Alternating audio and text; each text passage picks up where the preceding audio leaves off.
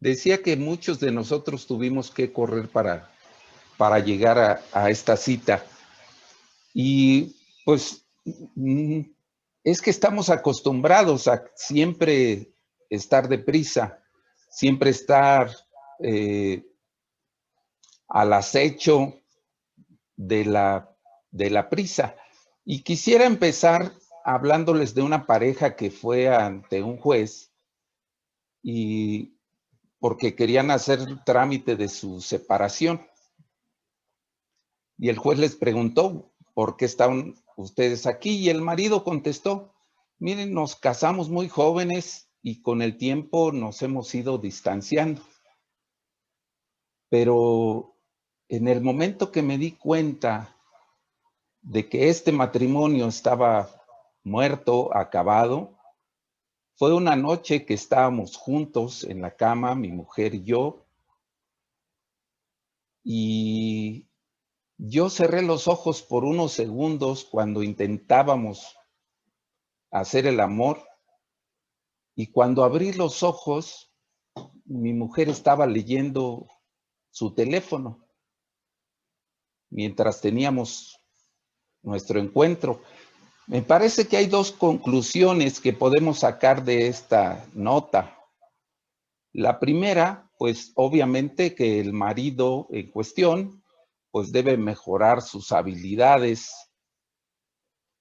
Es seguramente alguien que ha estado descansando sobre sus laureles, pero la segunda conclusión es que quizás sea la más interesante, la más válida y útil para nosotros hoy, y es que tanto como esa mujer distraída por su teléfono en la cama, a todos nosotros se nos ha olvidado cómo desenchufarnos, cómo desconectarnos, cómo entregarnos plenamente a otra persona, a disfrutar completamente de un momento de la vida. Se nos olvida cómo hacer una cosa a la vez y cómo desacelerar, cómo ralentizar. Y esto no nos sorprende porque es el mundo en que vivimos. Un mundo donde el botón del avance rápido se ha quedado atorado, un mundo obsesionado con la rapidez por conseguir más y más cosas en menos y menos tiempo. Para muchos de nosotros, cada momento del día ahora pasó a ser una carrera contra el reloj. Este es el mundo de la marcación rápida, de la comida rápida, de los encuentros express e incluso las cosas que son por su propia naturaleza lentas, que están diseñadas para que ralenticemos, que vayamos despacio, intentamos hacerlas también rápido.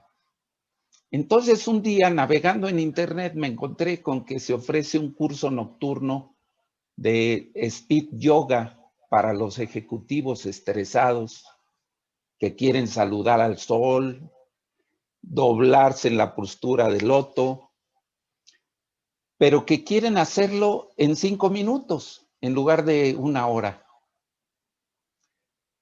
Yo pensaba que el speed yoga era quizá la manifestación más absurda de esta cultura de correcaminos, hasta que un amigo mío en los Estados Unidos fue invitado a un funeral especial, por decirlo menos, un funeral sin bajarse del coche. Y ojalá esto no existiera, pero sí, la iglesia coloca el ataúd a la entrada, en el atrio, la gente se acerca en el coche y se despide del muerto a través de la ventana. Es como comprar un Big Mac o un McDonald's. Quizá estos son ejemplos extremos de la cultura de la prisa, pero también estos ejemplos nos dirigen a una situación muy seria.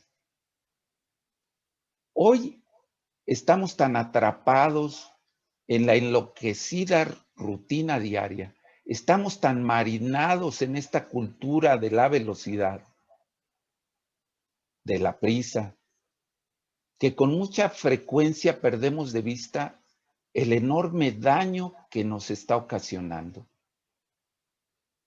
Toda esta prisa nos afecta y así tenemos una estimulación multitareas, la impaciencia, velocidad y a todos los afectos de nuestras vidas se están dañando. El daño que hace a nuestra salud, a nuestra dieta, a nuestras relaciones afectivas, como también a las comunidades, escuelas, y también el daño que hace a nuestra capacidad de trabajar, de innovar, de crear, de pensar, y más a la autorreflexión. Estamos corriendo por la vida en lugar de vivirla. Con mucha frecuencia, cuando nos quedamos atascados en este avance rápido, se nos hace necesario como un shock, una llamada de atención, algo que nos haga ser conscientes de que hemos perdido la capacidad de frenarnos, de que esto nos está haciendo daño. Para mucha gente, esta llamada de atención llega en forma de enfermedad. Un día, el cuerpo dice, no aguanto más, no aguanto este ritmo, y entonces te toca un infarto, un síncope, y te colapsa la salud. Y entonces no te puedes levantar de la cama un día. Y quizá una relación romántica se hace humo porque nunca tuviste la tranquilidad para estar con la otra persona, para escucharla, para apagar tu celular y poner toda tu atención. Mi llamada de atención llegó cuando pretendí leer hace muchos años a mis hijos algunos cuentos. En aquella época yo era incapaz de bajar la velocidad en mi vida, de desacelerar. Entraba en su habitación al final del día, me sentaba en su cama con un pie en el suelo y les hacía una lectura dinámica de Blancanieves, saltándome renglones, párrafos, páginas enteras. De hecho, me volví experto en saltar páginas múltiples, pero nunca funcionaba, porque nuestros hijos, como los de ustedes seguramente, conocen esos textos de memoria. Y siempre me cachaban y decían, ¿por qué solo hay 3 enanitos en el cuento? ¿Qué le pasó a Gruñón? Esta situación lamentable siguió hasta que un día oí hablar de un libro llamado Cuentos para dormir en un minuto. O sea, desde Blancanieves hasta los cuentos de los más clásicos que puedas imaginar, de todas estas historias de las 1001 noche, todas en 60 segundos. Entonces yo dije, yo tengo que conseguir esto, pero gracias a Dios tuve también una segunda reacción que fue muy diferente, fue casi como si fuera una epifanía. Dije, ¿hasta dónde he llegado? Tengo tanta prisa que estoy dispuesto a leerle un mugrero a mis hijos en lugar de un cuento. Para mí fue un momento de profunda revelación. Me di cuenta de que había perdido la brújula. Con la cabeza enloquecida, estaba arruinando mi vida con esta adicción a la prisa y en lugar de tirar la toalla, me afirmé que debía hacer algo. Y ese algo fue investigar sobre esta adicción a la velocidad y entender el contexto global y cultural. Y encontré muy buenas noticias, y es que hoy por todo el planeta, cada vez más gente está haciendo lo impensable. Están desacelerando todos en diferentes sectores de la vida. Se están dando cuenta de que la creencia generalizada de que los que ralentizan, de los que van más despacio, son aburridos, estúpidos, infelices o poco modernos, que son perdedores, pues se equivocan. Ralentizar, ir más despacio en los momentos oportunos favorece que trabajemos mejor, que hagamos mejor las cosas, que criemos mejor a nuestros hijos, que comamos mejor, que vivamos mejor. Este terremoto de desaceleración se ve por todo el mundo y tiene nombre. Hoy se le llama movimiento slow, movimiento lento. Y quiero dejar muy claro que cuando hablamos del movimiento slow, no se trata de hacerlo todo a paso de tortuga, porque eso sería absurdo, sería ridículo. Yo no soy extremista ni fundamentalista de la lentitud. A mí me encanta la velocidad, me encanta. Vivo en una ciudad con una energía muy grande y soy amante de mi ciudad, donde más rápido es mejor, lo sabemos todos, pero no siempre. Esa es la clave, no siempre es mejor. El hablar de una filosofía de la lentitud consiste en hacer las cosas a la velocidad justa, correcta o adecuada para cada momento. Hay momentos para ser rápidos, otros momentos debemos ir un poco más lento, y entre estos dos polos hay un abanico infinito de velocidades, de tiempos, y es una cuestión de aprender a jugar en estos ritmos, entre estos dos extremos, rápido, lento. En el fondo, este movimiento es un estado de ánimo, es cambiar la mentalidad, un cambio de chip. Significa privilegiar la calidad a la cantidad, hacer una cosa a la vez, hacer las cosas con calma y calidad, con cariño. Hoy se habla mucho del mindfulness, que es estar presente en el momento, pero en el fondo para mí el movimiento slow significa hacer lo mejor posible. Y en el fondo es una idea muy sencilla, pero hipercontracultural. Porque a fin de cuentas, si llegas a cada momento con este chip cambiado, tratando de vivir cada momento con ese espíritu, es decir, ¿cómo puedo hacer esto lo mejor posible en lugar de hacerlo lo más rápido posible? Entonces esto te revoluciona, te cambia todo. Y por eso, por todo el mundo, ahora hay muchos representantes de este movimiento en todos los ámbitos, con la etiqueta lento, con la etiqueta slow. Y así hay moda slow, turismo slow, arquitectura slow, ingeniería slow. Es decir, para hacer mejor las cosas y disfrutarlas, vivirlas más, vivirlas plenamente. Incluso este cambio se está dando hasta en el ámbito laboral, que es para mí el sector quizá más reacio a la mera idea de ralentizar. Es como decir que esto no se puede en el trabajo. Hace poco, en el mes de noviembre pasado, la revista de Economist, la revista inglesa, hizo un informe muy amplio investigando el ritmo en el trabajo de hoy. Y llegaron a esta conclusión. En el último párrafo de este informe decía, algo así como, olvídate de la aceleración frenética. Dominar el reloj del negocio va sobre saber elegir cuándo se debe ir rápido y también cuándo ir más lento. Esa es la esencia de este cambio,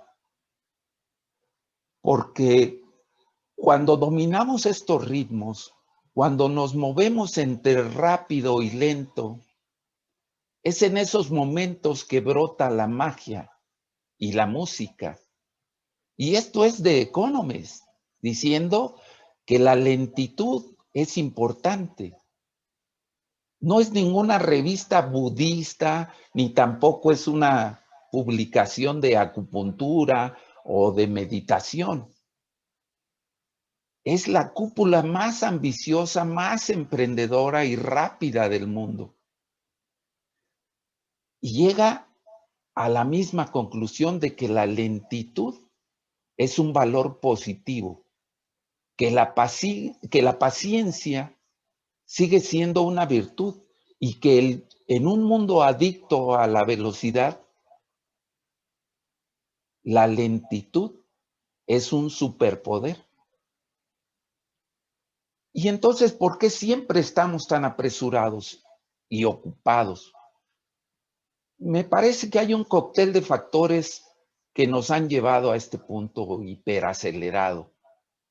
Y esta cultura tiene raíces muy profundas.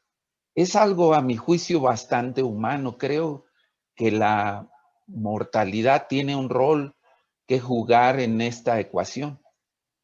El hecho de que queremos todos extender o alejar el día final absoluto con un tiempo limitado en la Tierra, esto genera cierta ansiedad temporal. Pensamos que debemos aprovechar el tiempo que nos queda. En todos los tiempos y épocas esto ha influido. Históricamente, el hombre ha empezado a medir el tiempo, primero con relojes solares, relojes en la plaza principal de los pueblos medievales. Es interesante ver lo que nos cuenta la historia, que apenas llegaron estos relojes, estos dispositivos a los espacios públicos y cambió la relación de las personas con el tiempo. Incluso en la época romana la gente se quejaba del reloj solar, de que los obligaba a correr a sus compromisos. Esto nos parece absurdo ahora que tenemos relojes digitales. Incluso en esa época, el mero hecho de medir el tiempo generaba cierta prisa y quejas ante el Senado romano sobre las maniobras del gobierno por hacer que el sol fuera más rápido que de costumbre. Y mirando un poco más en la época moderna, la tecnología ha influido y obviamente tiene su impacto. Lo hemos visto ya en la época industrial y ahora en esta era tecnológica y de consumo, sobre todo con la tecnología de los últimos años, sobre todo, hemos creado herramientas para hacerlo todo más rápido y esto nos ha acostumbrado mucho a la velocidad. Tenemos una sociedad y una vida en la cual con mucha frecuencia hacemos las cosas tan rápidamente como con un toque de pantalla. Esto se ha transmitido a otros ámbitos de la vida. Entonces, estamos impacientes cuando un ser humano no nos responde a esa misma velocidad. Hoy estamos muy ocupados y muy distraídos. Con la velocidad terminamos utilizando la rapidez como un instrumento de negación. Es una manera de evitar las grandes preguntas a los problemas más profundos de nuestra existencia. En lugar de preguntarnos o plantearnos las preguntas importantes como ¿quién soy? ¿Cuál es mi propósito en esta vida? ¿Estoy viviendo la vida correcta y adecuada para mí? ¿Están bien mis amigos? Porque estas preguntas requieren tiempo y profundidad y nos incomodan. Es más fácil correr, llenar la agenda de distracción y evitar que esas preguntas nos afecten al tener que lidiar con ellas. Es mejor enfrentarse a preguntas simples como ¿a dónde vas? ¿Dónde están mis llaves? ¿Qué hora es? Los terapeutas de emergencia dicen que la última etapa de un síncope en general y un colapso de salud es una última explosión de aceleración. Es como si la persona estuviera intentando escaparse de todos los problemas que no ha enfrentado hasta ahora. Así, llegamos a estar contra la pared y te ves obligado a ir más lento. Y por otra parte, con el tiempo hemos ido forjando un tabú muy fuerte contra la lentitud. Lento es una palabra sucia, vergonzosa. Para esta sociedad, lento es sinónimo de estúpido, de torpe, de tonto. Y todos ellos son conceptos muy negativos. Este tabú hace que, aun cuando nos morimos de las ganas de pisar el freno, cuando sentimos en los huesos que nos haría bien desacelerar, que no lo hagamos por vergüenza, por culpa, por miedo, por inercia. Esto explica por qué atoramos el acelerador y aunque sintamos la necesidad de cambiar ese ritmo, no lo hacemos. Este tabú es uno de los enemigos principales. El objetivo central sería superar y derrumbar esto, romper el tabú. Y esto me lleva a la segunda parte de esta plática. Después de ver cuáles son los vicios, ¿cómo puedo saber que voy demasiado rápido? ¿Cuáles son los indicios básicos? Bueno, pues lo primero definitivamente es el cansancio. Ahora estamos llegando a los límites de lo que se puede aguantar. El cuerpo, la mente y el alma no aguantan más porque si estamos cansados siempre, sería un buen indicio de que vamos demasiado rápido. Otro indicativo es si tienes una sensación de superficialidad. Rápido suele ser superficial. Tocas apenas la superficie. Por el contrario, lento significa entrar a la esencia, al núcleo, bucear en el momento.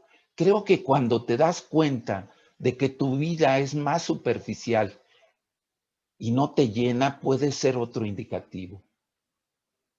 Otro elemento vinculado a ese fenómeno son los problemas de memoria, de recordar cosas, porque si vas muy rápido y estás haciendo malabares con 50 cosas, no dejas espacios para esos tiempos, para procesar lo que has vivido, para procesar lo que experimentas.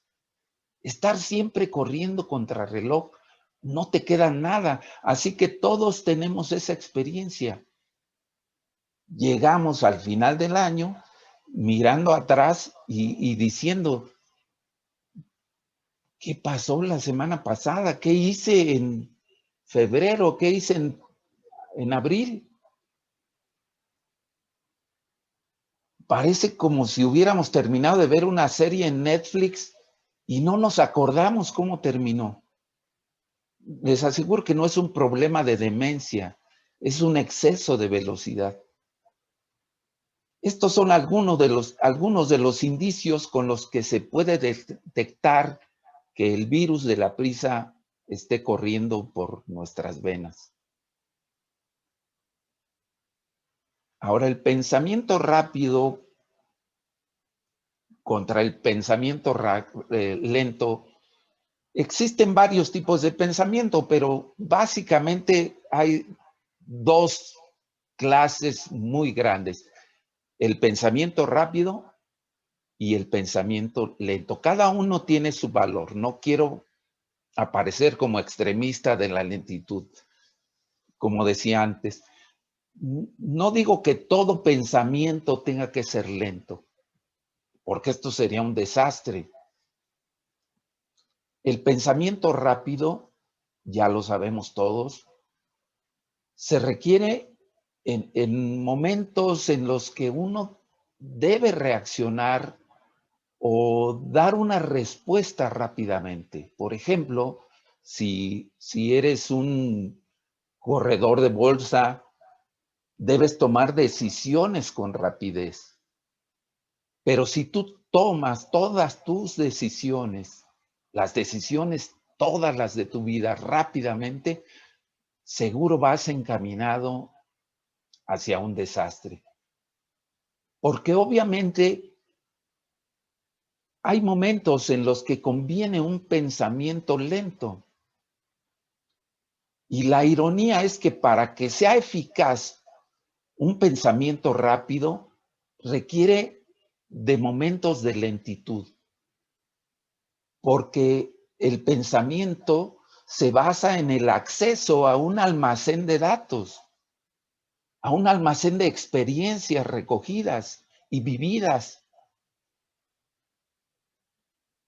Con el tiempo, en el trabajo la gente va evolucionando a una forma de pensar rápida, más eficaz, porque tenemos más experiencia, porque vemos cosas muy rápidamente, perdón, porque tenemos la experiencia y hemos pensado y reflexionado sobre el contexto.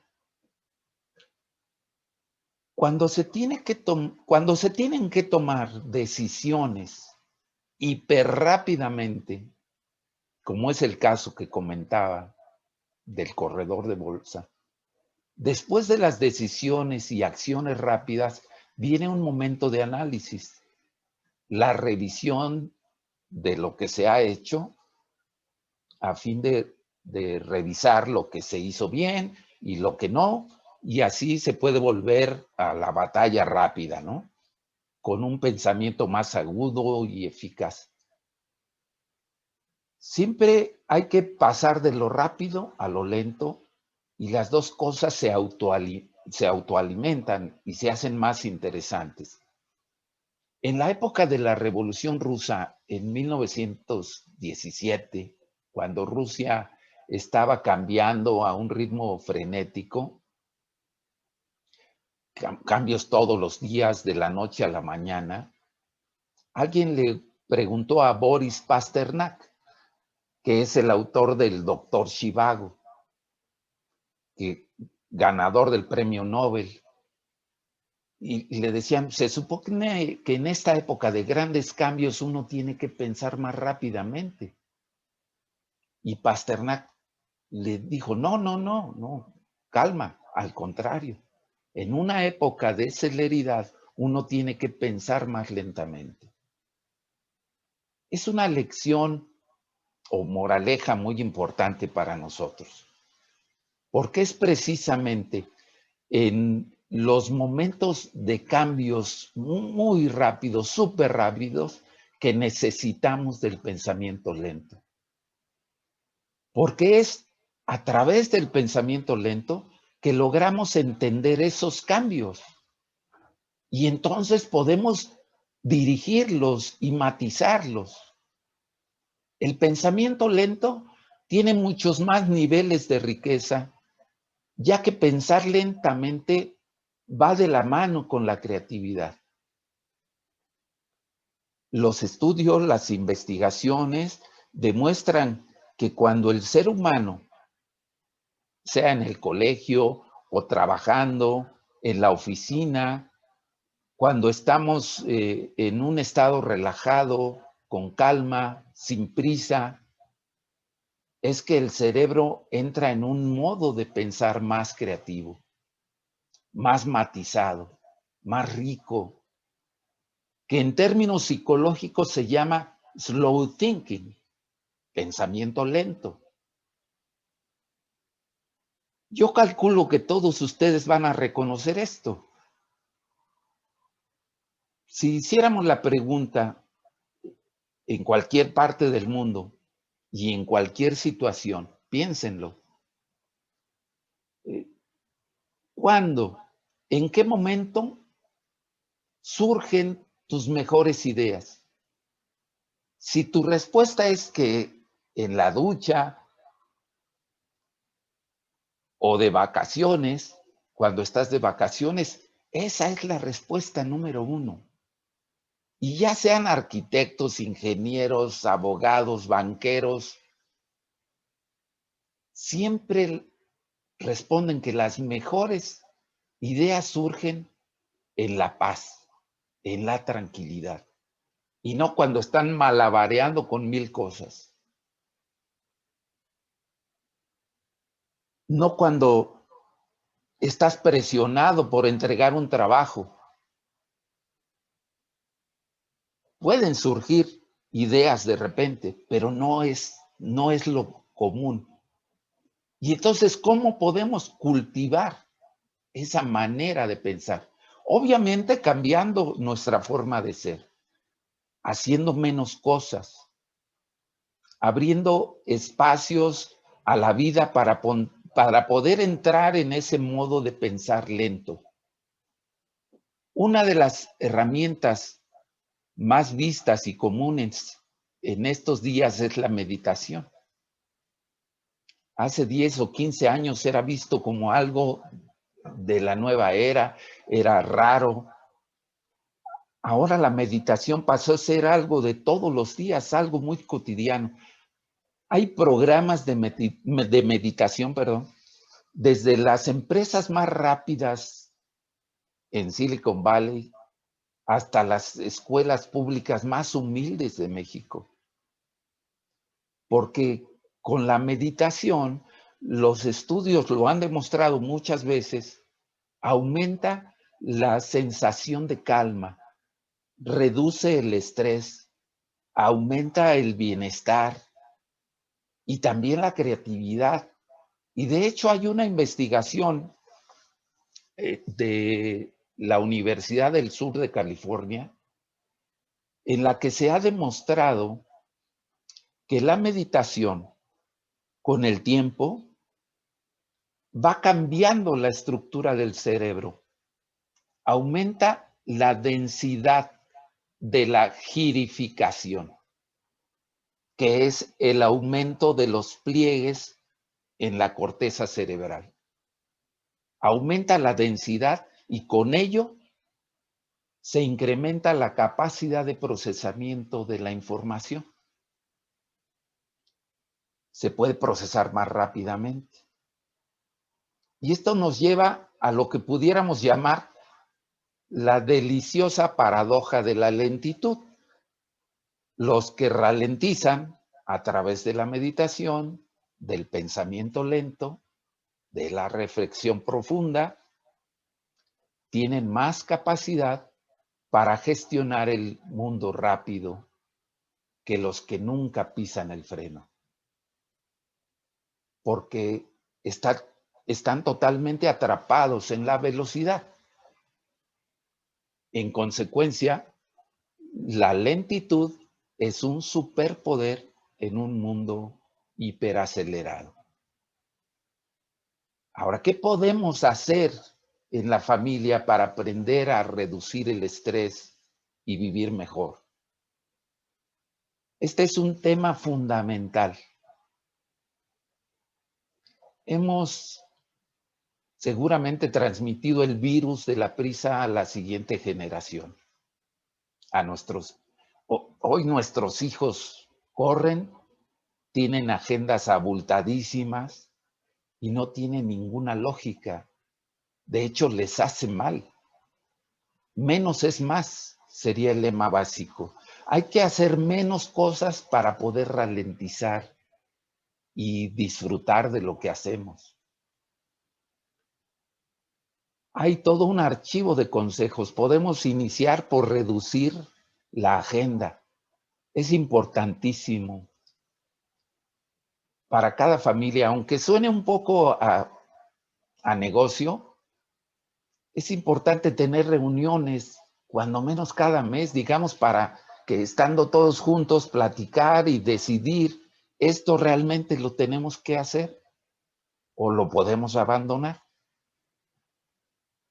Porque con mucha frecuencia, algunas actividades terminan conquistando espacios en la agenda familiar, sin que hayan pasado por ningún filtro. Como que lo hacemos por un reflejo automático y nos sentimos obligados ante los demás, sin realmente detenernos a preguntar si realmente merece la pena, si vale la pena. Y cuando hacemos esto como familia, todos juntos, con frecuencia, entonces nos damos cuenta de que hay cosas que no deberíamos hacer y tener más espacio y darnos oxígeno para esos tiempos familiares. ¿Y qué hacer con el tiempo que vamos reconquistando? Pues hay que inyectar y abrazar actividades más lentas.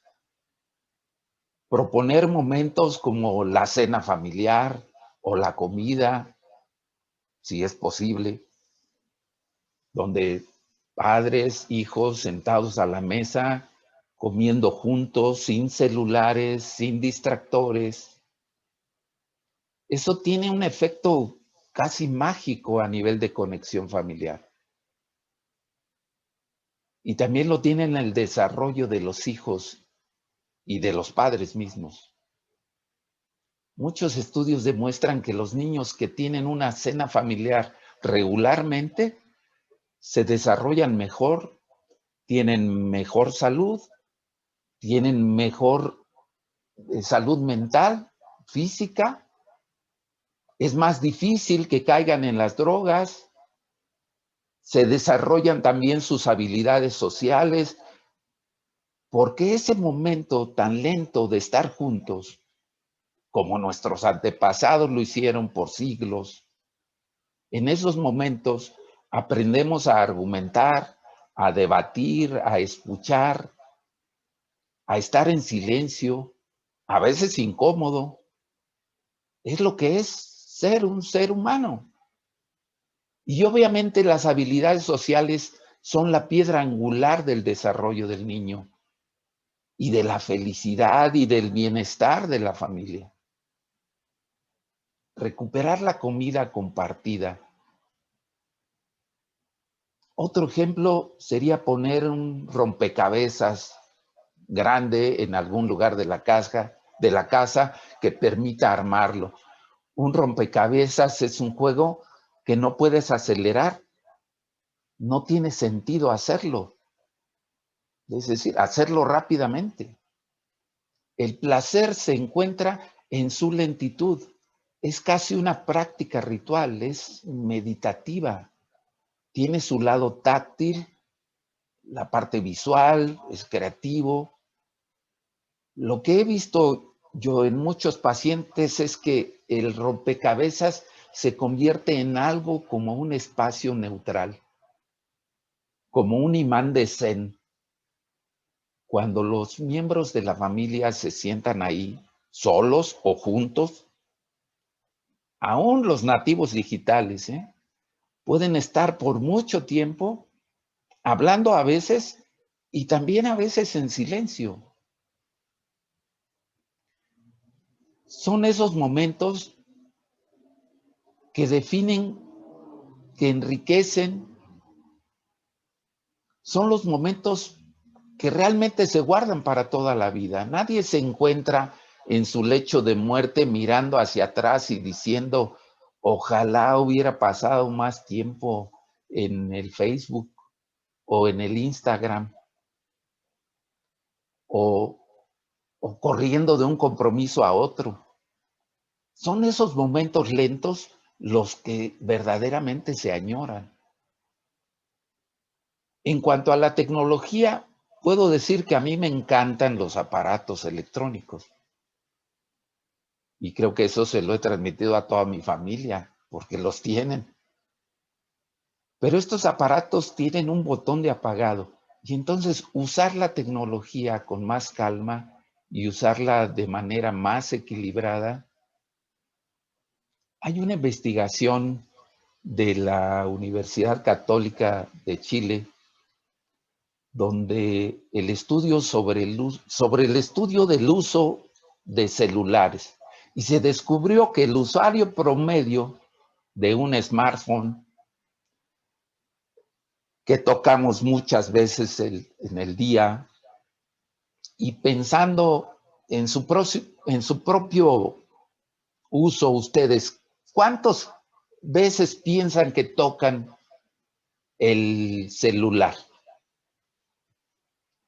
Yo, sin temor a equivocarme, creo que tenemos una relación muy estrecha con nuestro celular.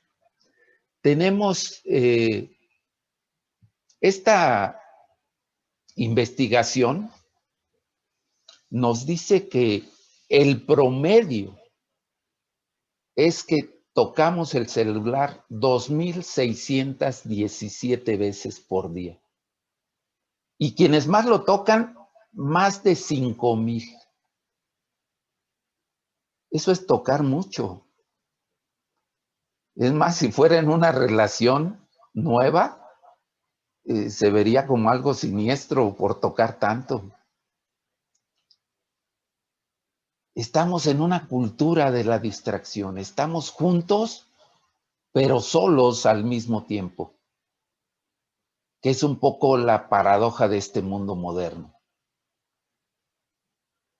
Por último, creo que en la familia, aunque cuando hablamos de la necesidad de la belleza de conectarnos y estar juntos, también hay la necesidad de estar solos de vez en cuando.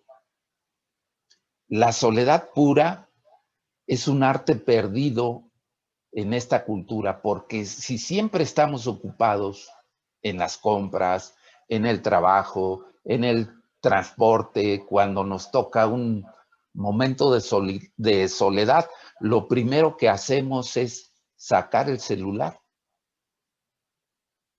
Y esto nos quita algo muy valioso, imprescindible.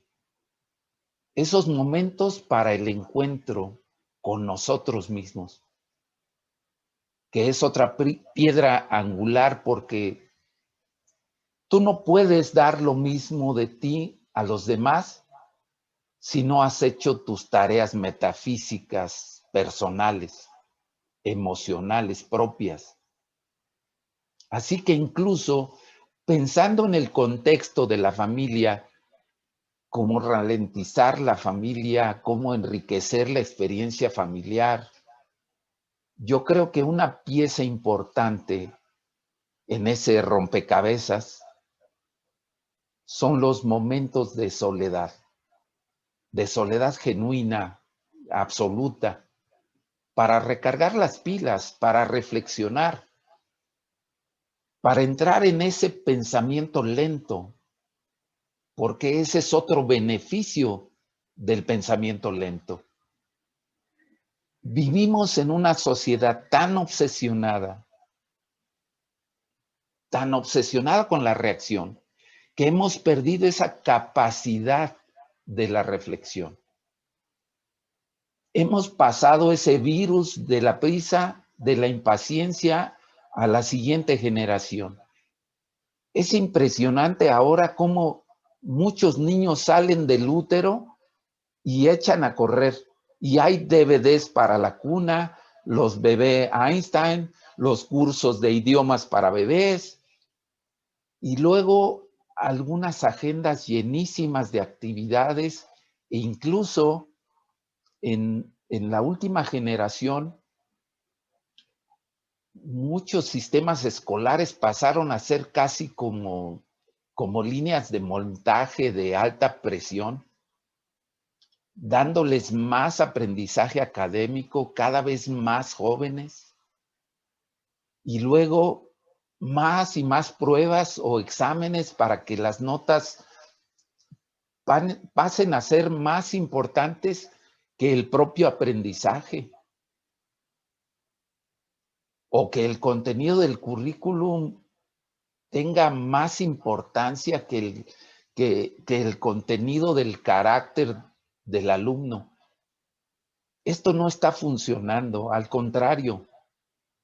Si uno piensa en el tiempo, dinero y energía que estamos invirtiendo en nuestros niños, deberíamos estar viendo la generación más luminosa, más brillante, más sana de todos los tiempos. Pero creo que todos sabemos que no es el caso. De hecho, estamos delante de la generación más obesa de todos los tiempos. Incluso los chicos atletas están sufriendo lesiones muy graves en ligamentos, esguinces, fracturas, porque hemos casi profesionalizado los deportes infantiles. Y sus cuerpos no pueden aguantar. Tienen problemas físicos muy severos. Y a donde va el cuerpo, le sigue la mente, con problemas como ansiedad, depresión, todos los trastornos que vienen alrededor de esas dos cosas, como la autolesión, bulimia, anorexia, consumo de drogas y a veces suicidios, van aumentando. Y vemos también la vanguardia de esta generación hiperacelerada que ha crecido en una olla de presión y ahora están saliendo de casa y lanzándose al mundo y no pueden hacerlo porque han pasado toda su niñez siguiendo una agenda sin tiempo para desarrollar las herramientas mentales, esa resiliencia, la fuerza interna. Llegan a la universidad el primer año y están teniendo problemas emocionales en números verdaderamente récord. Cuando vas por la calle caminando con tu hija y ella ve una mariquita en una planta, ella es capaz de pararse, verla por mucho tiempo, de ponerle nombre, de hacer un cuento alrededor de la mariquita. Y si la mariquita cambia a otra planta, ella la sigue. La ciencia nos dice que en ese preciso momento de juego, de exploración, a su antojo, a su ritmo, el cerebro de tu hija está encendida, en llamas, construyendo de una manera maravillosa en la que nunca, ni 1000 horas de tutorías académicas o de Kumon o de DVDs educativos, nunca podrán llegar a tocar. Hoy por hoy nosotros vemos ese momento mariquita, y nos parece una pérdida de tiempo, porque no podemos poner ese momento mariquita en el currículum o encontrar un lugar en la universidad, por lo que en ese momento le decimos, vámonos ya, vámonos, apúrale, porque llegamos tarde a la clase de ballet. Para mí, la respuesta a ese problema es la lentitud. Un enfoque lento frente a la formación de los hijos cuando se habla de la filosofía slow en ese ámbito, no se trata de convertir la niñez en una utopía sin estructura, porque nuestros hijos necesitan de estructura, de competencia, de estrés, etcétera. Necesitan de todo eso para su formación, pero lo necesitan en la medida adecuada. El problema es que muchos niños están recibiendo solamente la parte rápida de la ecuación y en exceso. Lo que necesitan más que nada es la otra parte, la parte lenta, el lado slow. Necesitan el tiempo y el espacio para explorar el mundo a su ritmo, a correr riesgos razonables, a fracasar también y tener el tiempo para poder analizar el fracaso y aprender de ese momento de fallo. Necesitan también aburrirse. Hoy le tenemos mucho miedo al aburrimiento. En toda la historia, cuando un hijo le decía a su mamá, ya me aburrí, era problema del niño. La mamá siempre contestaba algo como, vete a jugar, busca un amigo, y le decían esa expresión de todos los tiempos, usa tu imaginación. ¿Y qué pasa hoy cuando un chico, un niño, le dice a su mamá o a papá que se aburre? Hoy la culpa es del padre o de la madre. E inmediatamente se piensa que se está fracasando en su encomienda de papá o de mamá. Y buscan el teléfono o la tableta electrónica para entretener al niño.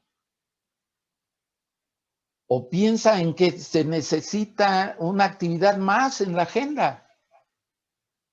No, lo que se debe hacer es dejar que florezca el aburrimiento, porque el aburrimiento es el trampolín hacia la creatividad.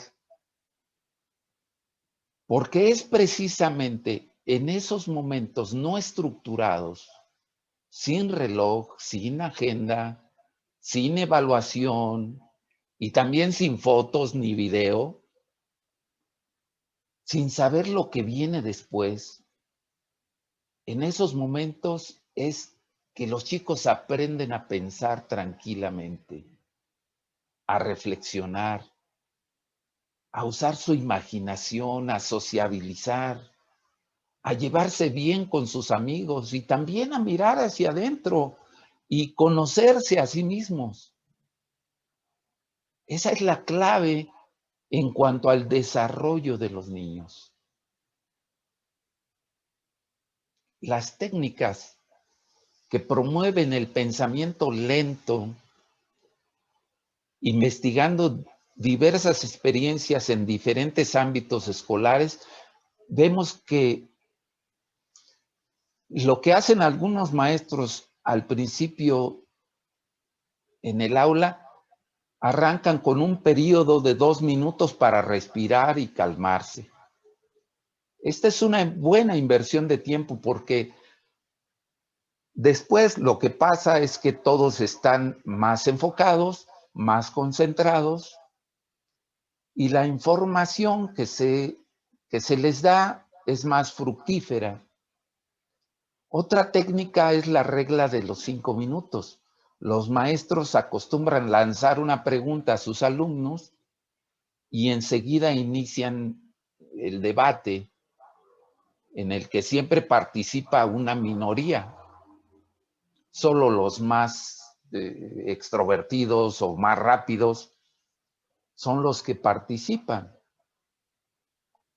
En esta modalidad se hace la pregunta y se dejan 5 minutos para que todos puedan reflexionar y preparar sus argumentos. Y luego empieza el debate. Y entonces participan todos, incluso los que normalmente nunca lo hacen. hasta aquel que siempre está al final de la fila y siempre está mudo, ahora participa porque se le da tiempo. Otro consejo puede ser acercarse a los alumnos para que realicen sus apuntes a mano, con lápiz, ¿no? Cuando los alumnos utilizan una tableta, una computadora, la información no se queda en la mente, solamente pasa, porque pasa tan rápido que no se procesa.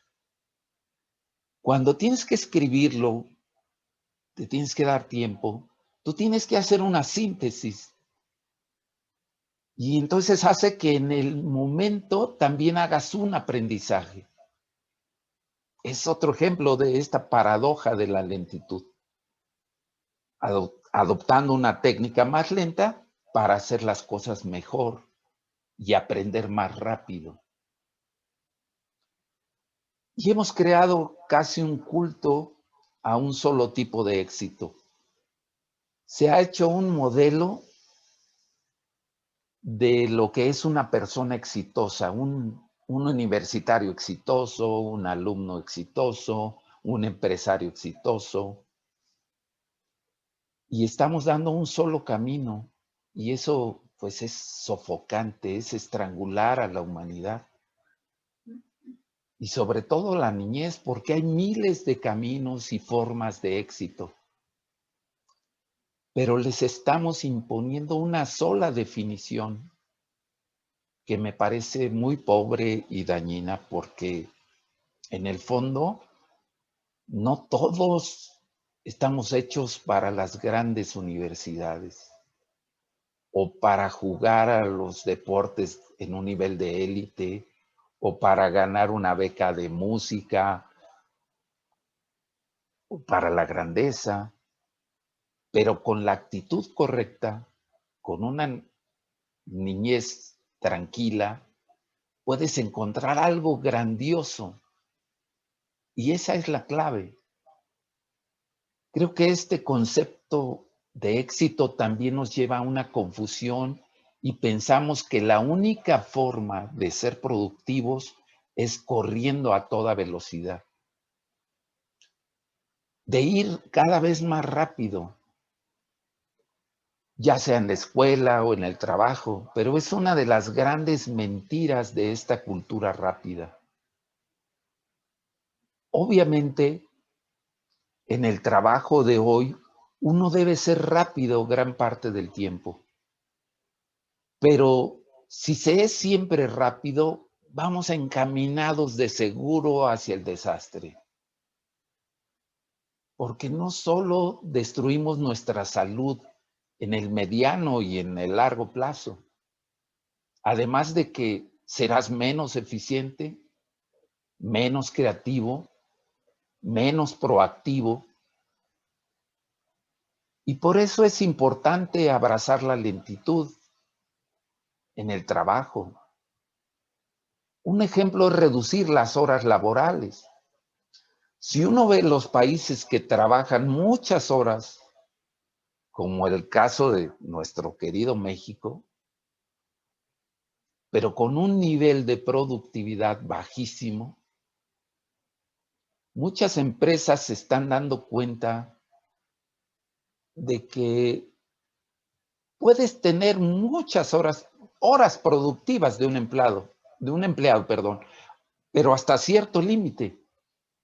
Hace poco, Microsoft hizo un experimento de que durante un mes pasaron a una semana laboral de 4 días. Y como resultado, la productividad aumentó un 40%. Es decir, reduciendo un 20% del tiempo, aumentaron 40% la productividad. Otro ejemplo es tomar pausas durante el día laboral, tomar un descanso, un momento para dejar la pantalla, dejar el escritorio, dejar el teléfono. Hoy en día en muchas empresas se están instalando salas de relax, donde los trabajadores pueden ir a descansar o inclusive hasta tomar una siesta de 20 minutos.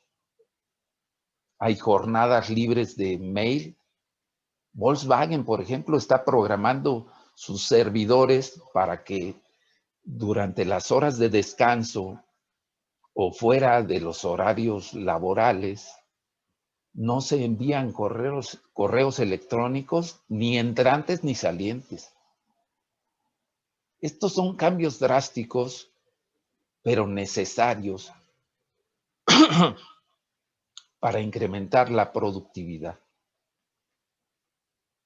Un ejemplo claro es que un paciente que tuve hace unos meses en la consulta decía que ya estaba a punto del colapso por la cantidad de trabajo y tareas que debía desempeñar cada día, que se traducían cada semana, cada mes, cada año. Esa era la razón por la que llegó a la consulta, con un sentimiento agobiante de ansiedad. Durante el día se sentía deprimido, por la noche no dormía y con este cuadro los errores se fueron apareciendo más frecuentemente. Y obviamente la prescripción inicial y obligada fue que tomara vacaciones que no tenía desde más de 4 años. Aunque en las últimas que tomó siempre estaba pendiente del teléfono para contestar llamadas, para contestar correos o, o para dar instrucciones a sus subordinados. Y así podía seguir el trabajo. Entonces, la prescripción era vacaciones sin teléfono y sin internet. Y él creativamente, él hizo una respuesta automática para sus correos que le llegaban y decía algo como esto: recibí tu correo, pero en este momento estaré de vacaciones hasta el próximo fin de semana. El lunes voy a retomar los pendientes, pero si se trata de una verdadera emergencia, por favor, envía este mismo correo a la siguiente dirección y con gusto lo voy a atender. La dirección es arruinamisvacaciones@gmail.com. Y como resultado, ningún correo fue enviado a esa dirección. Es más, en estos últimos 12 meses, la vida de este paciente se ha transformado solamente con ese ligero cambio. Y me dice que no ha perdido un solo cliente, que su capacidad de procesamiento ha aumentado y sobre todo los cuadros de ansiedad y depresión han desaparecido. El año pasado un holandés solicitó ante un juez que formalmente, que legalmente cambiaran su fecha de nacimiento, así como cambiarse de nombre, que en vez de 69 años de edad, en los documentos oficiales apareciera 49. Y entonces el juez le preguntó por qué quería eso. Y entonces él dice: porque puedo identificarme como un hombre de 49 años y así va a mejorar mi vida. Seré más exitoso en el trabajo, más exitoso con las mujeres, porque las mujeres me darán más likes si piensan que apenas tengo 49 años. Yo creo que podemos tomar un par de lecciones de esto. Y la primera es que este cuate pues no entiende bien cómo funcionan las relaciones o las citas, sobre todo en internet. Yo creo que no hay algo menos sexy que una persona con la que estás coqueteando tenga 20 o 30 años más que lo que pensabas, ¿verdad? Y aunque logres más citas en internet, no creo que esos contactos pues terminen como él quisiera, ¿verdad? Y la segunda conclusión sería que este hombre tiene razón,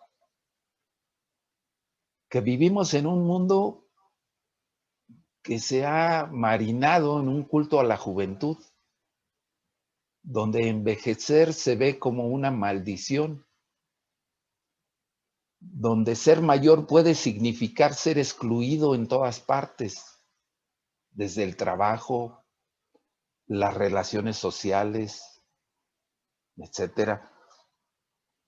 Creo que ha llegado el momento de dejar de aceptar estas mentiras, de sepultar ese culto a la juventud, porque nos hace daño a todos, todos vamos a llegar ahí.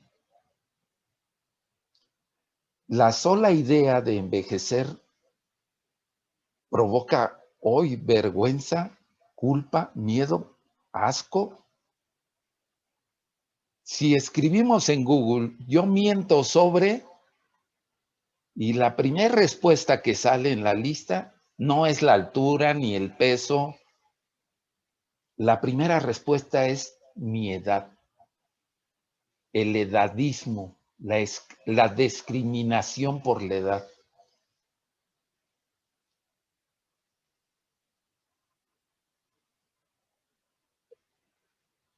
Nos discrimina en el trabajo, en las relaciones sociales y a veces nosotros mismos.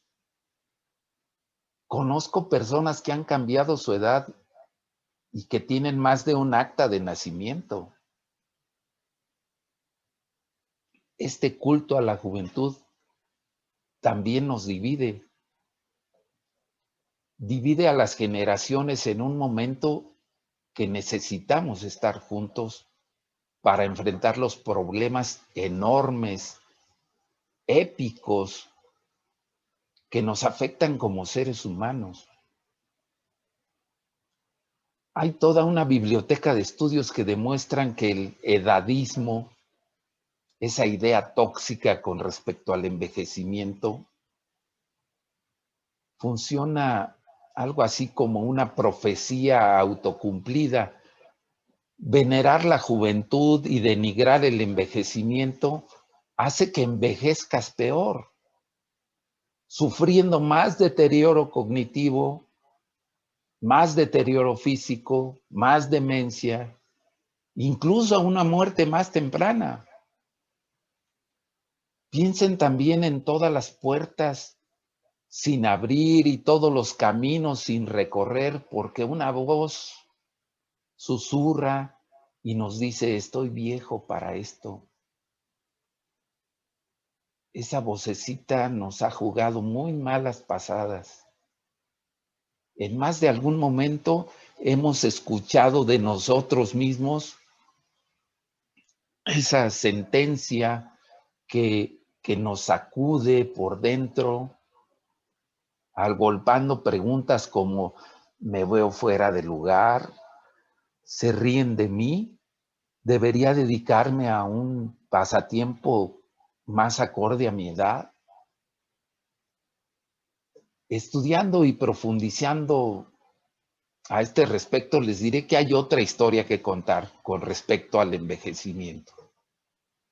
Las noticias buenas son que sobre el envejecimiento, de hecho, estamos entrando en una época dorada de envejecer.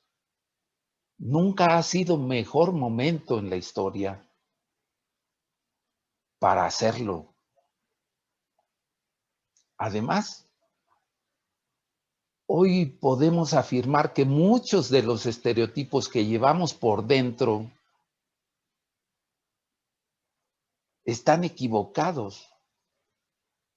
Eso es lo más brillante de esta investigación, ya que como todos, llevaba yo también el edadismo muy arraigado. Al investigar y conocer, logré quitármelo de encima, ese culto a la juventud. Si uno ve las palabras que usamos para la gente mayor, son tristes, gruñones, maniáticos, palabras feas de tristeza. Pero la realidad es que los seres humanos seguimos lo que se llama la curva de la felicidad en forma de U. Iniciamos en la niñez con una alta felicidad, vamos descendiendo hasta tocar fondo al llegar a la mediana edad y luego recuperamos nuevamente. En muchos países, el grupo de edad que reporta mayores niveles de felicidad y de satisfacción, los más altos, es el grupo de más de 55 años. Otro estereotipo es que la creatividad es de los jóvenes, que somos la gente mayor, la menos creativa. Otra vez incorrecto. Uno puede seguir siendo creativo hasta la tumba. Y hay ciertas formas de creatividad que dependen de dos cosas,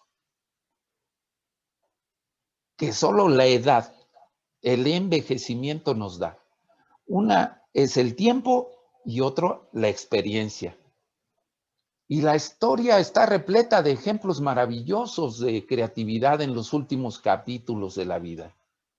Desde Miguel Ángel hasta Matisse, de Beethoven a Bach.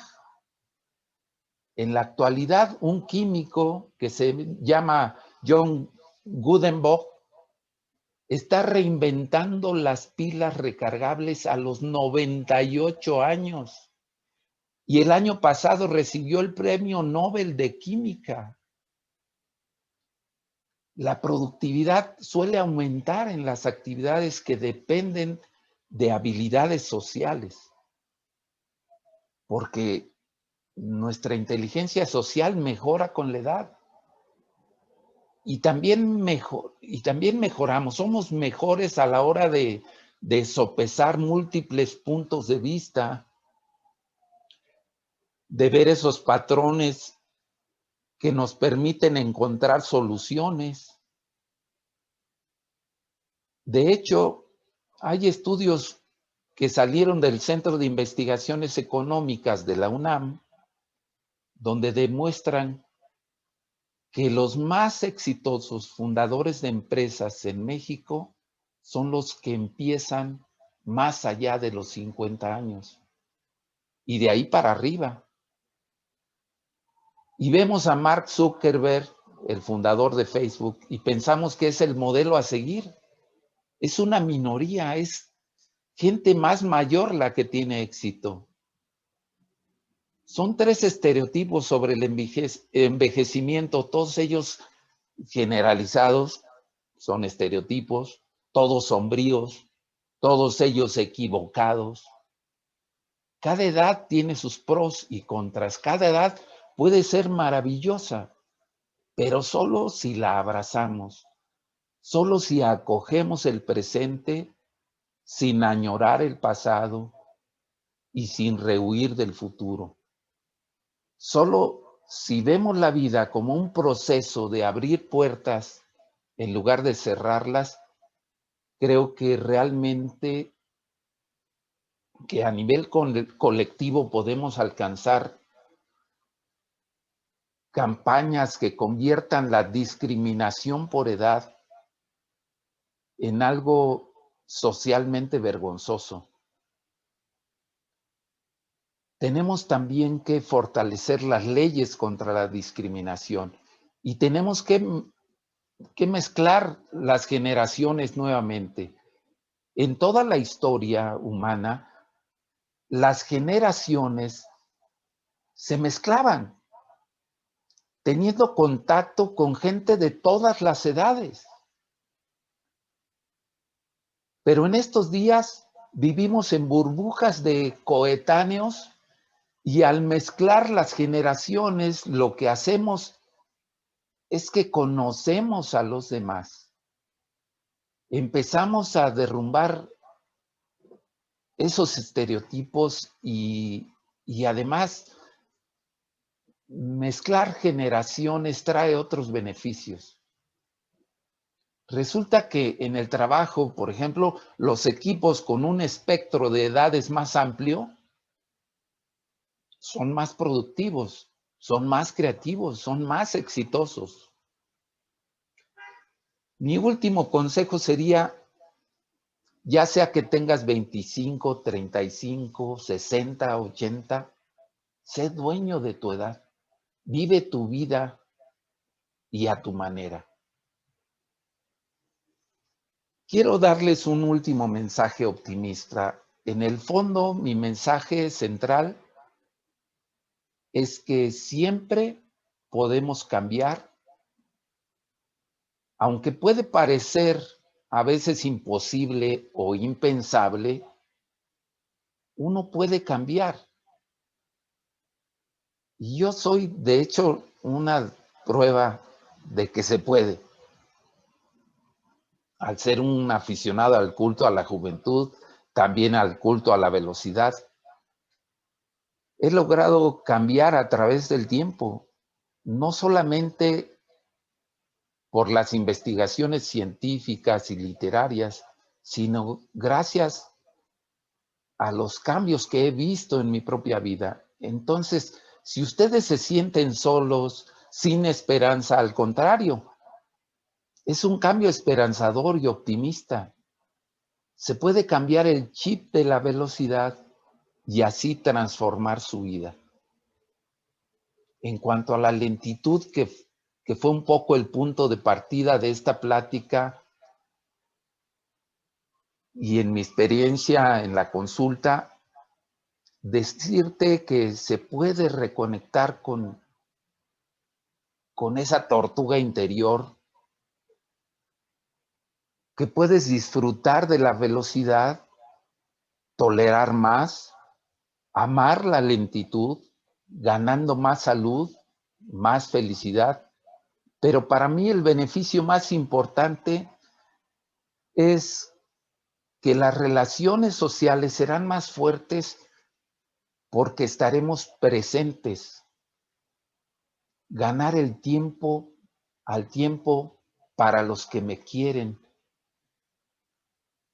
y para los que quiero. Y estar en cuerpo y alma, no solo de cuerpo presente. Y en definitiva, lo mejor es que la felicidad lograda, como en el cuento de Blancanieves, es más divertido con 7 enanos que con 3. Muchísimas gracias. Y ahora, si tienen alguna pregunta, estoy para servirles. Hola Gonzalo, yo soy Aurora. Solo quería agradecerte, más que pregunta, es agradecimiento. Muchas gracias por tu tiempo que nos dedicas y sobre todo el tiempo de preparación, que se ve que es 5 veces más que lo que nos dedicas a nosotros. Muchas gracias y un abrazo. Te agradezco mucho, Auro. Gracias. A ti. Quisiera nada más manifestar mi admiración, porque apenas estás tomando agua. Duraste 1 hora y media hablando. Sí, es Eso que... es, se va. Salud.